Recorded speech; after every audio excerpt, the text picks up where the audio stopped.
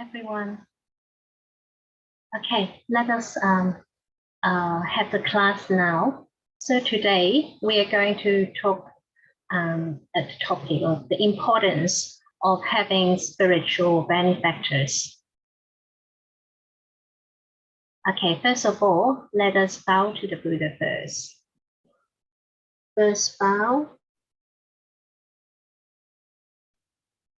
Second bow. Third bow.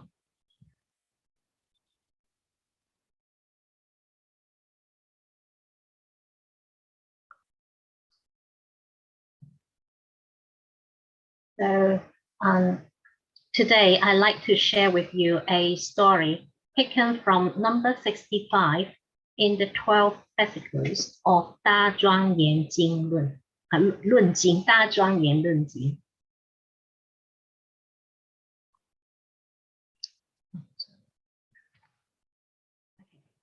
So the sutra tells us to befriend with good people and enlightened beings. In doing so, our trouble, which is like a burning fire, will be put out. In the past, there was a man. His name's Sorona. He was the prince of King Sopilo, a place. So when his father died, Sorona refused to succeed his father to be the king. Rather, he gave up the throne to be to his younger brother. So he went to a place ruled by another king, King Vasu. And Sorona followed the honorable one, Katyayana, as a monk. So this is his master. So they often practice in the forest. One day, King Vashuti led his royal maids to the forest for an outing. When he became tired, he took a nap under the tree, and his female attendants scattered to look for fresh fruits in the forest.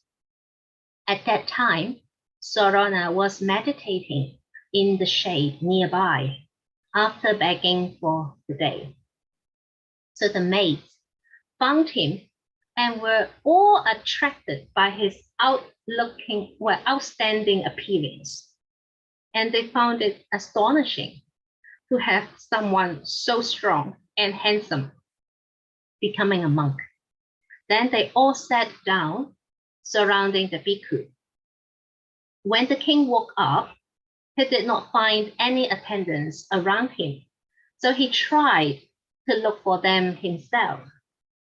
He found all his maids surrounding a young monk, listening to him attentively.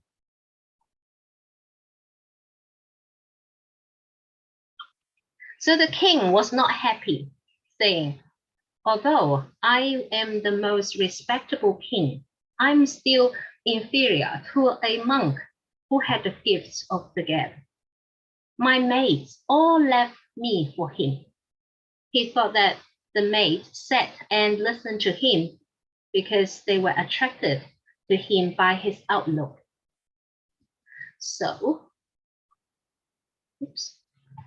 he became very angry. The king was not happy, and he became very unhappy, and in resentment, he queried Sorona, "Have you attained the four fruition, Arhat Pala?" Sorona replied honestly, "No, not yet." The king continued, "You must have attained the third of the four fruits, right?" Again, Sorona gave him a negative answer. "No, Your Majesty." So the king kept on asking him if he had attained the second fruit of the four fruits. The answer by Sorona was still negative. So how about the first stage of the Arahat, Shraddha Apana? The king continued. No, not yet, was the same answer. So the king became impatient and kept on pressing the young monk for further answer. Well, how about the first stage of meditative concentration, the second stage, the third stage, or you must have attained the fourth stage, right? However, the replies given by the young monk were still negative. The king became very annoyed by them. He continued to ask the young monk, so being a monk, you are not yet free from desire. How come you are sitting together with so many of my mates? Saying so, he ordered his guards to grip the monk, strip him of his outer robe, and beat him with thorns. So when we look at the four pala, so these are the four grades of arahatship. So Sakroapana is the first stage, which this person has entered the stream of holy living, the first stage of arahat, that is of the Shravaka. So the second stage, Shakradagami. So came to born once more, the second grade of arahatship, involving only one birth.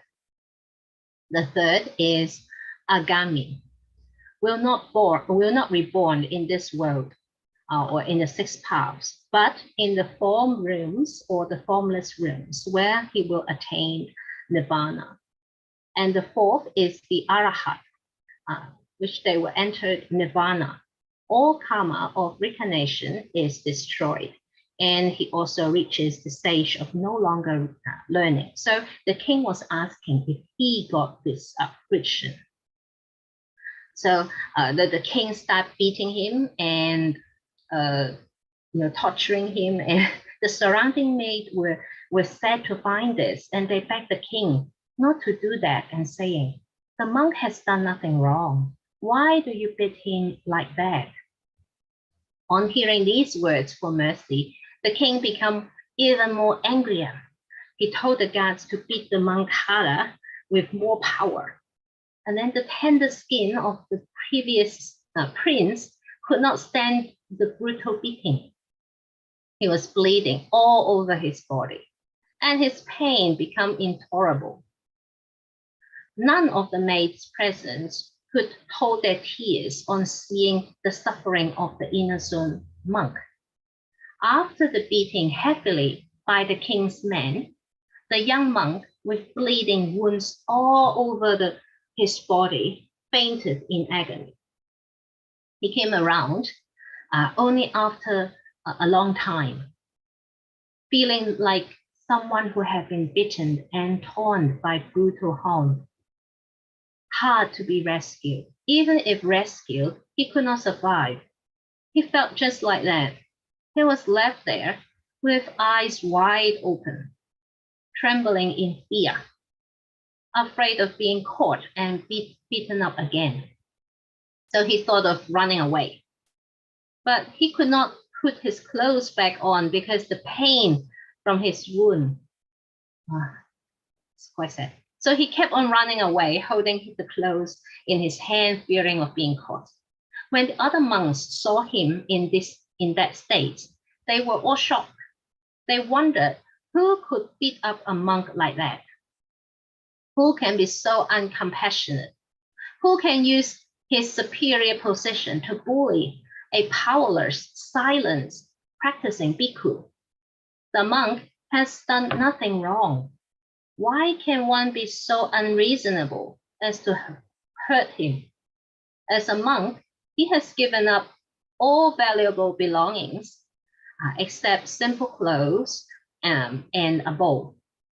Why does someone still beat him so brutally?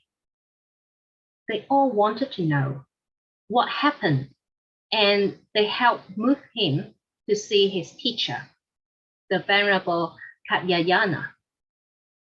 Seeing the crying, injured disciples, his master was, looking at him, and this disciple was like filled with hatred because he got beaten. So he's not feeling very well. He had hatred in his heart. And the teacher asked him, "Oh, you are with a lot of bruises and many bleeding sides. Who was the cruel one? Who did that to you?"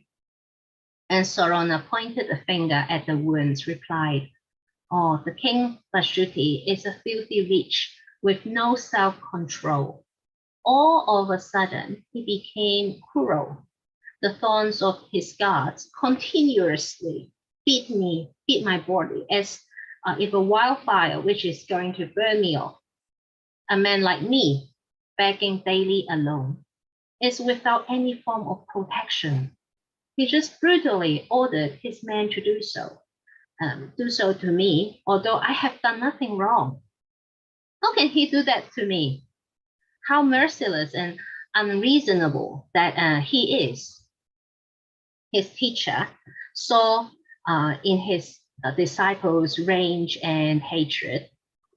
He started to comfort him, saying, "Your body causes you pain, yes, but do not be angry or do not hate anyone now, because that will bring you even more pain. You come to me to learn the Dharma. The aim is to eliminate all afflictions in your heart, but not to protect your own body." But at that moment, all Sarana could feel was pain, suffering, and affliction. He looked angry, filled with hatred, like a dragon blowing out fireballs when it is fighting. His rage was also like thunder and lightning, cracking in the sky. He said to his teacher, "Venerable, the raging fire of pride and arrogance is now burning in my heart, like some dry, withered branches of a tree in the flames. Although I have been in the Sangha as a monastic person, a monk, for some time, I want to go home now. I want to get back my throne. Then I shall gather all soldiers, horses, and elephants to fight for me. My hatred is like a hill fire burning vigorously day and night across the land. King Vashuti will just be like a little firefly burned by the wild hill fire." So he wants to revenge. He gave his free regulation garments to his fellow monks. Then in tears, Sarana knelt and bowed at the feet of his teacher to thank him, saying, "Master, please allow me to repent all my past faults. I must go home now. If I cannot get rid of this frustration in my heart, I cannot practice well as a monk."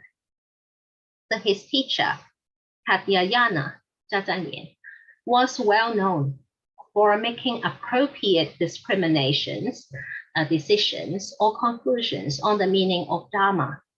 His ability to discuss and debate was also the best among disciples of the Buddha. He advised Sarana not to proceed with a decision yet. Your body, you see now, is not rigid. It will deteriorate and come to an end eventually. So you should view this material body as something unclean and impermanent. You cannot leave Dharma for such a useless heap. See for yourself. The body is merely an ugly vessel for holding all troubles and afflictions. It got 9 dirty holes for stinking and smelly liquids to flow out. They are your eyes, nostrils, ears, mouth, and 2 lower organs for excretion of human waste. Once the body is pumped against, even very lightly, it created great pain or afflictions to its owners. So why do you value it so much? Isn't it very stupid and unreasonable thoughts? Bear this in mind. It is something told by Buddha himself. Do not forget this. If one can control oneself, even when one is in anger or in hatred, he is like a good rider using some harnesses and his skills in taming a wild horse successfully. If you do not have self-control, then it is indulgence. If you choose to be a layman leading an ordinary life at home, it is like being locked up in a prison. If you choose to be a member of the Sangha, you will be liberated from such imprisonment. Since you have chosen the latter path, why do you want to be bound and locked up in jail? Anger is like a robber with hatred in our hearts. It will hurt our life and bring us losses. Buddha always praises those who are willing to learn, and he is most dignified and enlightened one. Therefore, you should follow his holy words. You should learn the Dharma more and think about its benefits, but no more on chasing after rage and hatred.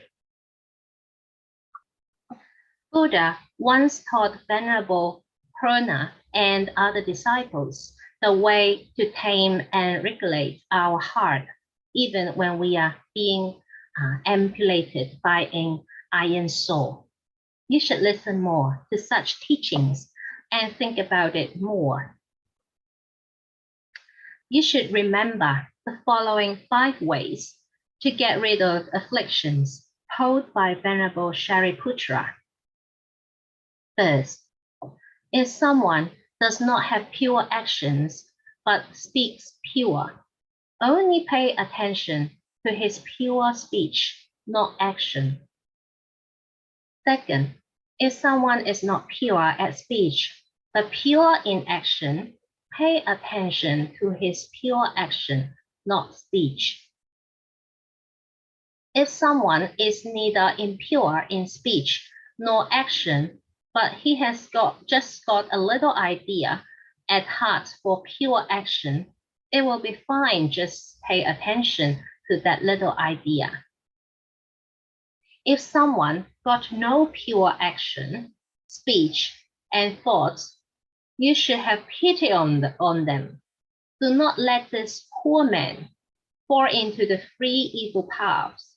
Think, if he meets good teachers or friends who can guide them away from the impure actions, words, or thoughts, he can be in the good paths for men and or heavenly beings.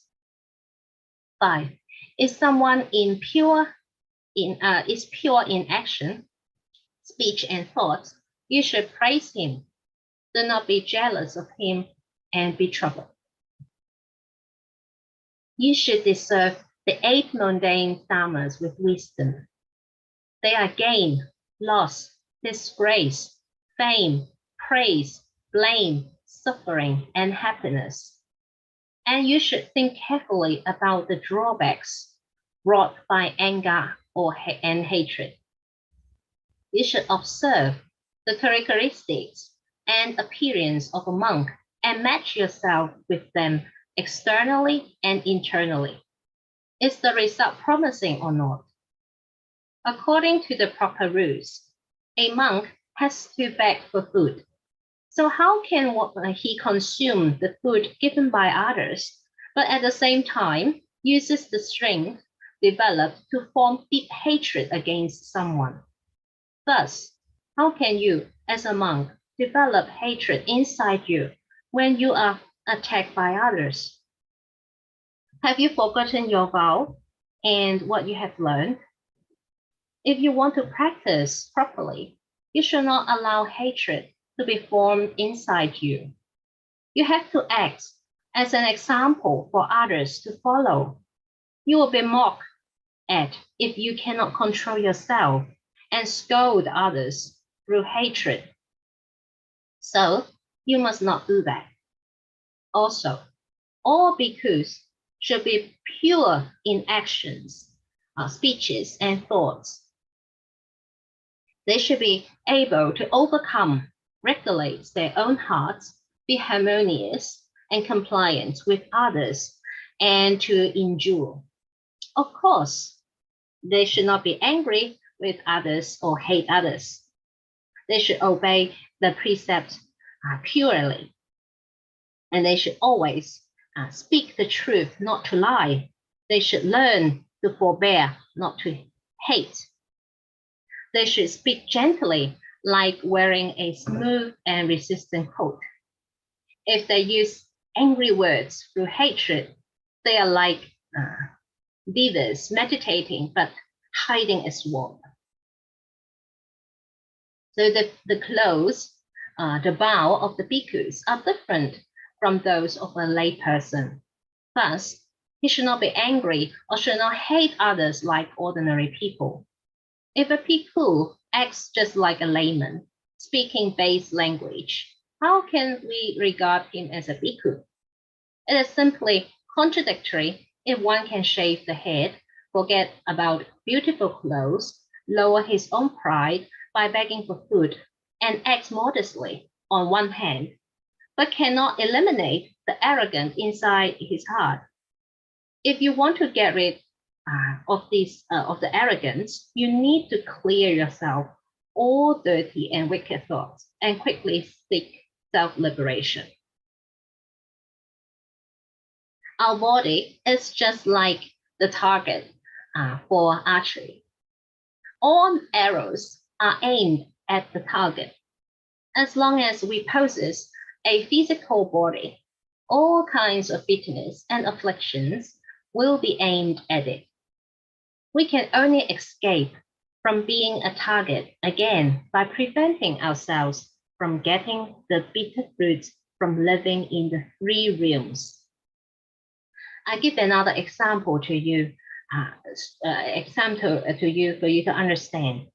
There is usually a drum next to the gates of the city hall, city wall. Someone who wants to go in and out the gates needs to hit the drum. By hitting it, the guards will open the gate and let people pass. There are a lot of people going to and fro through the city gates. And so the sound of the drum is nearly continuous without a stop.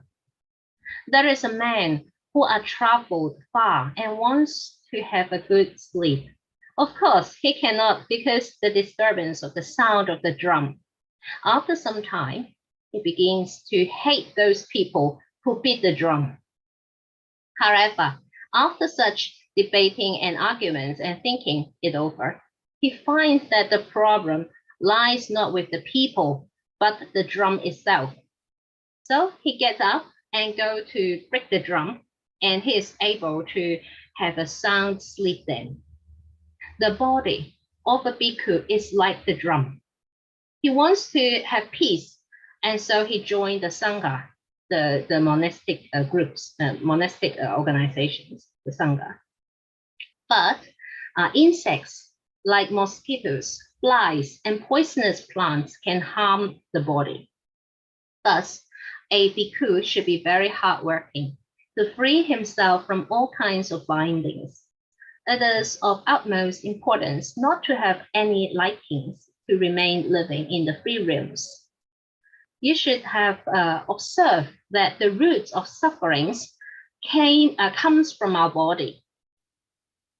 A combination of the five aggregates are form, sensation, perception, volition, consciousness, and the six sense organs, and the six elements, which are the earth, water, fire, wind, space, and mind.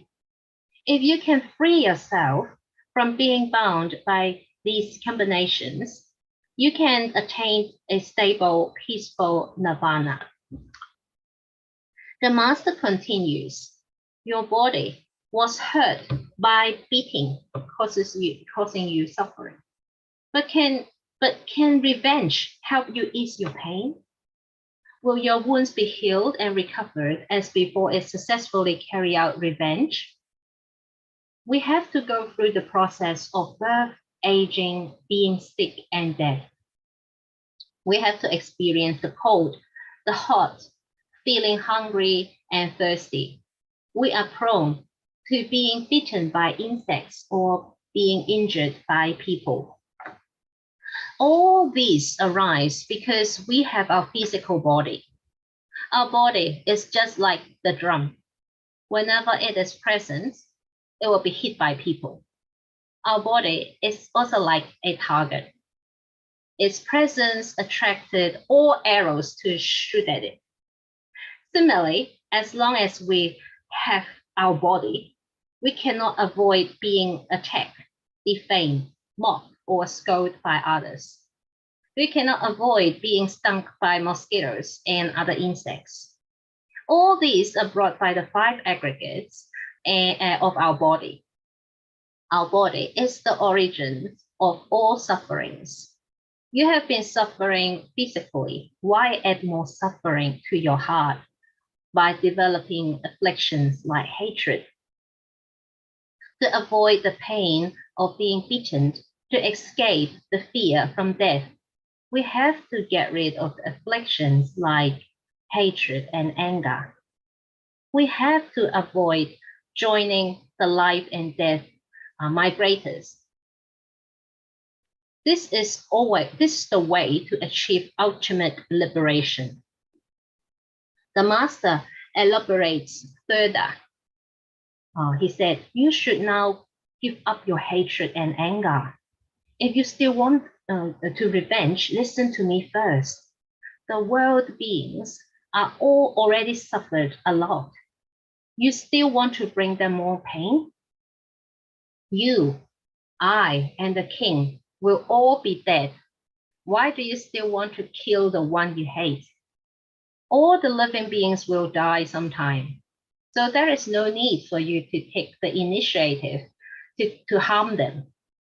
Birth is always followed by death, just like sunshine. It must naturally be followed by sunset. Since human beings must die, it is pointless for you to hurt or kill them. What joy or what benefits will it bring you if you really do that? You have vowed to join the Sangha and take the precepts, but now you want to harm other people. This definitely will bring you very serious consequences in the life to come. You will suffer endlessly, and that king will get what he deserves for the bad things he did. So why would you add more suffering to him by revenging?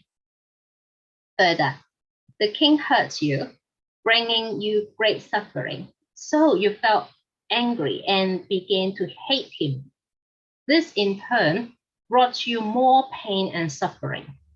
This again will lead to more agony and suffering in the life to come. Thus, the first and utmost important things to do now is to abandon your anger and hatred, not to harm the king. If the thoughts of hatred and anger comes up, harassing your mind and body, listen carefully of what I'm going to tell you and elaborate in the Dharma. It is like burning your own finger in order to burn other people. If the other is hurt, you will first suffer from burning. Anger and hatred are similar to that. You will suffer before the other people. Your body is like dry wood and anger. Hatred is fire. You will be in flame well before others are burned. If you want to hurt others through anger and hatred, you may or may not be successful. However, the consequences will definitely be sure. That is, you will be hurt at the end. So Sarona remained silent all through. All the disciples are very happy after listening to the teaching of the master. They all think that Sarona will not leave the Sangha. However, Sarona is still frustrated. He shouted at last.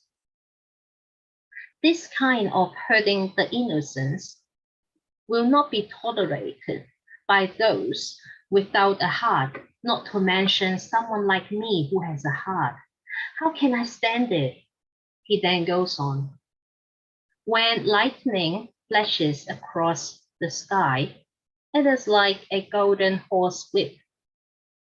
It is followed by the cracking sound of thunder, even though there is nothing in the sky. I am the prince myself, not much different in status with that king. So how can I stand his insult to me without revenging? Master, what you said is very true, but when I see my wounds on my body, I can't help feeling angry, resentful, and arrogant.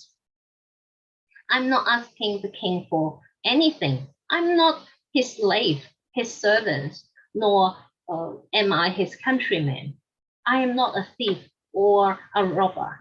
I have not trapped other people. I'm not involved in any power struggles in his country. So what wrong have I done? So the king beat me like this. As a king, he is rich and powerful. On the other hand, I'm just a poor monk, begging for food and meditating in the forest. But anyone has a different face as well as a different goal. How could he hurt me so mercilessly and unreasonably? I should make him suffer like me so that he dare not harm other monks. I want to revenge. I want him unable to sleep well. I'm a good man, but the king beat me up at his own will. I must revenge against him for the pain and insult he brought me. I will make him suffer even more than I did, so that such cruel person would not bully other people thoughtlessly. So having expressed it himself, Sarona knelt before his master and begging, I need to abandon the precepts, please. At that time, all his fellow monks burst in tears. Some of them hold his hands, some embrace him, and some even kneel before him, asking, why do you abandon learning the Dharma today?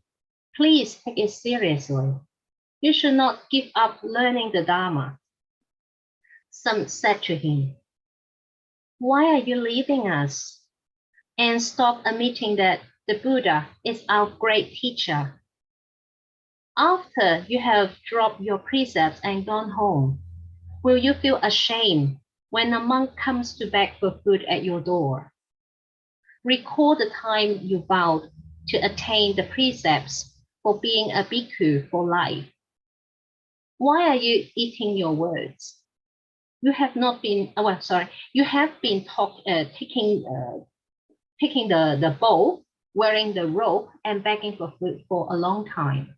Why do you now want to wear an armor and take up weapons to join the fighting group? Yes, King Vashuti whipped and injured your body. But why do you want to give up the life of a monk? Why don't you think about how Buddha, in one of his former lives, had tolerated an amputation of his limbs by the king at that time? Kakayana, the honored one, told everybody, he had made his decision. You can all leave now. Let me handle this case later. So after everyone has left, the teacher touched the head of Sarona gently and asked, are you sure you are going to leave us? Sarona replied, Master, yes, I have to go. The teacher said, you will stay here for the night and you can leave in the morning. There is no rush for dropping the precept now. So Sarona replied, Master, this is your last request that I will follow. I will stay here tonight. And in the morning, I will drop the precepts and go home. I get back my throne and I will fight against King Vasu. So Sarana spent the night there at the feet of his teacher on a heap of dry grass. When he is asleep, his teacher makes use of his supernatural power to take Sarana home in his dream.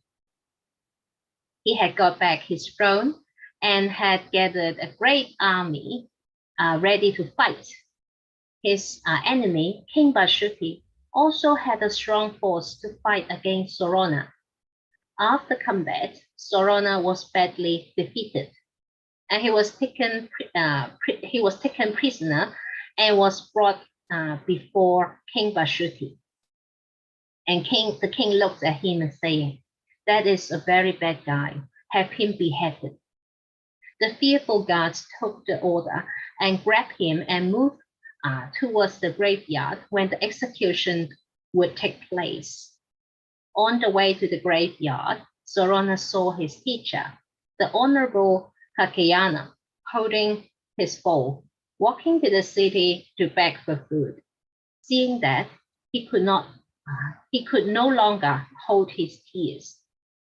He said to the teacher, "I did not listen to the advice of my teacher, didn't listen to you, developing anger and hatred inside me, dirtying my own soul. Now I'm going to be executed. I am a bad element of Buddhism, bringing damage to the Dharma, and I'm going to die with so many weapons around me, just like a deer being shut in the shed, waiting to be slaughtered. I'm exactly like that. I won't be able to see the world again, but I still have the chance to see my great teacher. Though I have bad thoughts yet, the teacher is like a cow mother, likes taking care of his calves with kindness and compassion." Then came the executor, holding a big knife. "The knife is used to cut your neck. You have got your teacher, I know, but what can he do?" Sarana was frightened. He shouted in tears, "I want to take revenge in you, my honorable monk." I want to take refuge in you, not revenge. I want to take refuge in you, my honorable monk. So in his dream, he had this dream that he was being taken to a place to get executed. And he saw his teacher again, and he knows that what he did is wrong, and he wants to take the refuge again. So after that, he wakes up from the nightmare.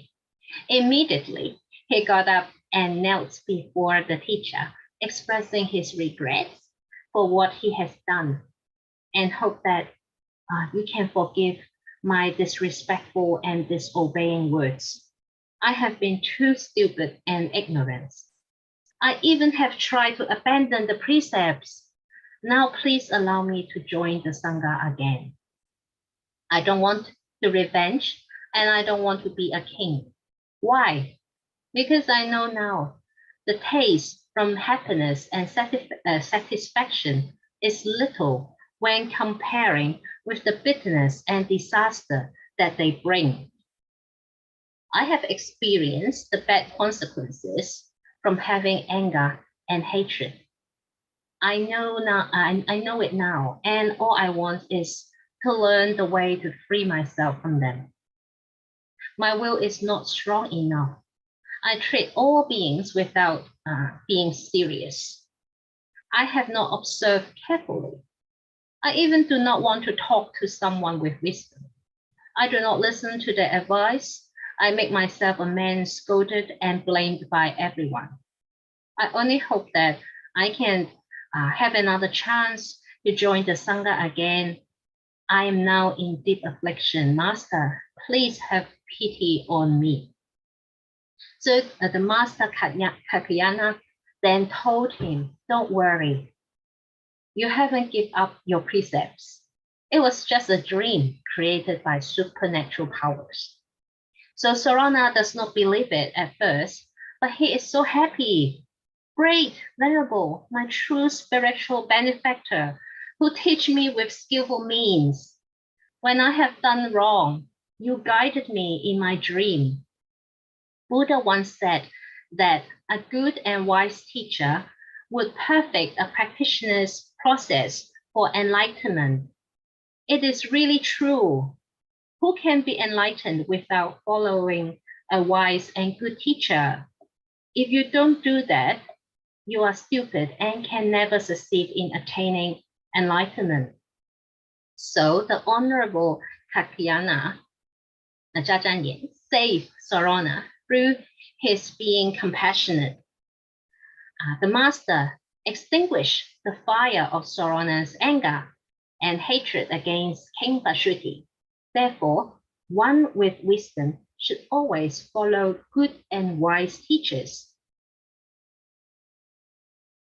These stories reminds us to endure like Buddha in the past when being beaten up, scolded, and insulted by others. We should not be angry or have hatred against them. Instead, we should have pity on them. We should even wish that we could guide them to enlightenment if we become Buddha one day.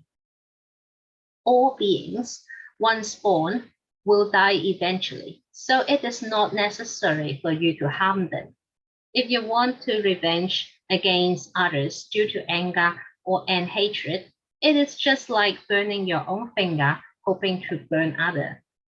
Whenever you can burn others is not guaranteed, but you will definitely be burned in the first place. Also, the suffering and the pain is not only present in this life, but also in the next life. The aim of practice is to protect our heart, not our body. Our body is not pure, but a vessel holding our affliction. However, how hard we try to protect our body, we shall still get old, get sick and die. Our body is just like a drum, remember? Where there is a drum, someone will hit it. Similarly, only if we have our body, it is prone to be beaten, scolded, and defamed. Our other sufferings like birth, aging, sickness, and death are also unavoidable. Therefore, the origin of all sufferings is our body, which consists of 5 aggregates. If we want to avoid all sufferings mentioned, we should free ourselves of the afflictions from anger and hatred. We should not go through the wheel of samsara. This is the only way to be liberated. Our greatest enemy in this world is not anyone else, but the afflictions from our own anger and hatred. Our enemies can only injure, destroy, defame, or insult our impure body, but not our Dharma body. Our dirty body should sooner or later be disposed of. However, if we develop anger and hatred, we shall like to revenge on others, and this will hurt our pure Dharma body. Further, our worldly enemies can only harm our body in this life. But if we develop afflictions, they will harm us in our lives to come, making us to dwell in sufferings of samsara. We come across the importance of having good and meritorious friends or teachers. For instance, in the Ekotarika Agama, it is mentioned that these friends or teachers are pure livings, but it does not mean that only pure livings can be our spiritual benefactors. It means that if we follow these friends or teachers, our faith or learning through listening extensively, right mindfulness, and wisdom will be improved. Buddha himself was guided by these spiritual benefactors to the path for Buddhahood. He in turn guided other people to become enlightened, and so he is a spiritual benefactor himself. Without these benefactors, even Buddha would not be assured of his future enlightenment by the Dipamkara Buddha. So therefore, I hope that you will all follow spiritual benefactors, listening to the Dharma, think logically, and practice accordingly. So Dipamkara Buddha is Randanpo. So Buddha met this Buddha before, and because of that, this Dipamkara Buddha is the spiritual benefactors for Shakyamuni Buddha in the future. So he met him, and because he bowed to him, he paid respects. So that becomes a very good karmic seed for the Buddha. And so he get enlightened in the future. So if our grievance is not resolved, it will bring us ceaseless pain. The reason for that is we have go through the samsara. If we are sad and frustrated this life, we shall bring the pain to our next life, so be aware. The reason why others don't treat us well is because of the bad causes we created ourselves on them in the past. Maybe it was that we had done something to hurt them. Maybe we had broken our promise to them. Maybe we had turned away from them when they needed needed help most. Therefore, they may not like you, even if it is your first encounter. However, bear this in mind. They may not be in the wrong because we may have done something nasty on them previously, even generations back. So we can improve ourselves, starting from our family. We should improve our relations with the rest of our family members. We can examine ourselves critically to find our shortcomings and rectify them if possible. Second, communicate more and better with others, communicate more and better with others in our family. Third, do not be too picky. Adopt a more accepting attitude to others. Be more accommodating, not to argue with others just on trivial matters. We should start to have good relation with everyone we know this life. We may have been bad in our past lives, but from now on, we should tolerate more, try every means to resolve conflicts with others. Be kind and compassionate to others and be patient with others. With all these, we shall not be creating any bad karmic force for the future. So pain, sufferings, and challenges may seem bad, but they can also be conditions for us to improve. Our urge for bettering ourselves will very much be strengthened in unbearable situations. The worse the conditions we are, the harder we shall try to escape from distressing situation, and that is good for our improvements.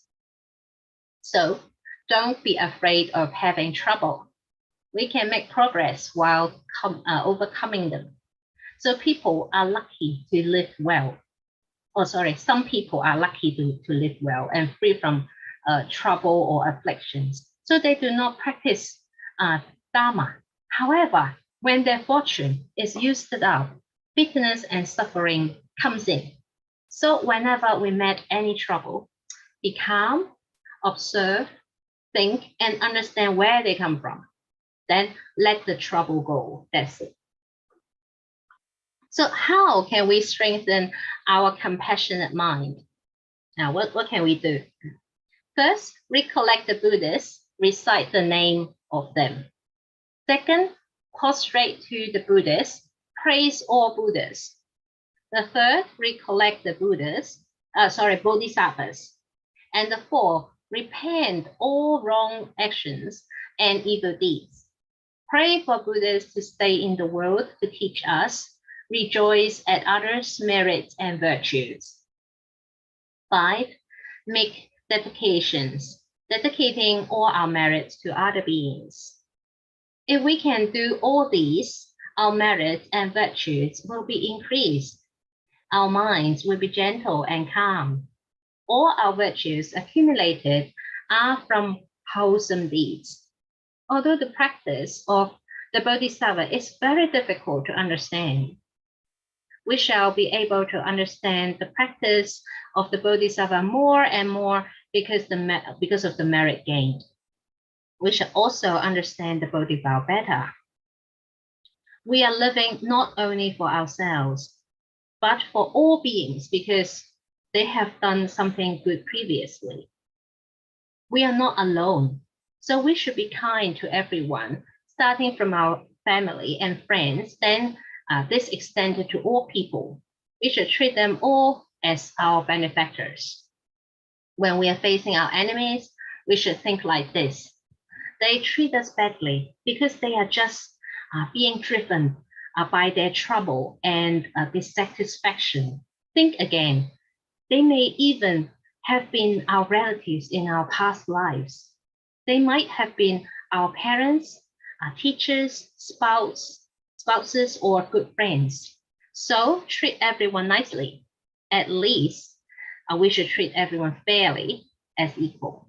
No one should be placed as in a higher rank than others. By doing all these, we shall be more compassionate and happier ourselves. So from the story, Venerable Katyayana guided Sorona and helped him through his difficulties. So from this, we know the importance of having a spiritual benefactor in our life. The spiritual benefactors or spiritual advisor refer people who are upright and virtuous. They can be our friends, a wise person, Bodhisattva, or Buddha. Anyone who can help the practitioner progress along the path to enlightenment. According to the Brahmanet and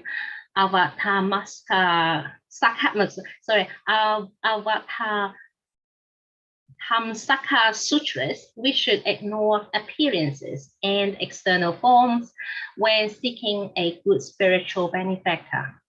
For example, we should disregard such qualities as youth, poverty, low status, or lack of education, unattractive appearance, or incomplete features, but should simply seek someone conversant with the Dharma, who can be benefit, who can be of benefit to us. So don't just look at the outside surface, don't just look at the appearance. Nor we should find fault with the good spiritual advisors for acting in certain ways, as it may be due to several reasons, such as pursuing a hidden cultivation practice or following skillful teachings, or else they might act the way they do because while their achievements may be high, their residual bad habits have not been extinguished. If we grasp at the forms and look at their faults, we will forfeit benefits on the path of cultivation. So our spiritual benefactors not necessarily enlightened. So they still have their problems, but because they can guide us, they can help us, there must be something that we can learn from them. So do not just look at the appearance or look at their the bad habit or something and then lose confidence in them. So don't judge on others, don't do that. So the Buddha is a great virtuous teacher and a great educator. The Buddha sometimes talks about emptiness and sometimes existence. And he used skillful means to help sentient beings according to their needs. Therefore, spiritual benefactors may not necessarily use compassionate love to take you in sometimes, but sometimes use power to subdue you. Just like a child, it needs the loving care of its mother and the majestic teaching of the father. Similarly, in Buddhism, we do not blindly ask for kindness when we get close to a good teacher. Zen Buddhism says that beating and scolding are education. A good teacher, spiritual benefactor, needs to have a heart of merit, a heart of the offering, the heart of tolerance, a heart of compassion, the heart of wisdom, the heart of education, and to be able to explain Buddha Dharma correctly and skillfully for us. So let us look at the agama that we mentioned before, the Ekotarika agama on a spiritual friend. It says, thus, our old monks, by keeping close with a spiritual friend, one is fully convinced of one's progress and growth regarding the following. Considerable growth in learning, generosity, insight, knowledge, and wisdom. If a monk keeps close company with a spiritual friend, he will not fall into the habit of doing evil. But if he keeps company with a bad friend, he will lose trust and be wanting in moral training, learning, insight, knowledge, and wisdom. For this reason, O monk, you should keep close company with a spiritual friend and not a bad friend. Thus, O monk, you should train. A true spiritual benefactor is someone who can teach us about our future, correct our personality, help us improve, and urge us to make progress so that we can grow in academics, morally, and career. May we always have spiritual benefactors around us, and may we be other spiritual benefactors and attain Buddhahood together. So this is the end of the session for today. Let us make dedication of merits together. Okay. I sincerely dedicate the merits gained from hearing the Dharma to all beings. May they gain true happiness and freedom. May they walk the path to liberation, to Buddhahood. May they always be safe, well, and happy. Okay, let us do the bow for the Buddha. 3 bows to the Buddha. First bow. Second bow. Third bow. Okay, thank you everyone. Thank you, Venerable Changling.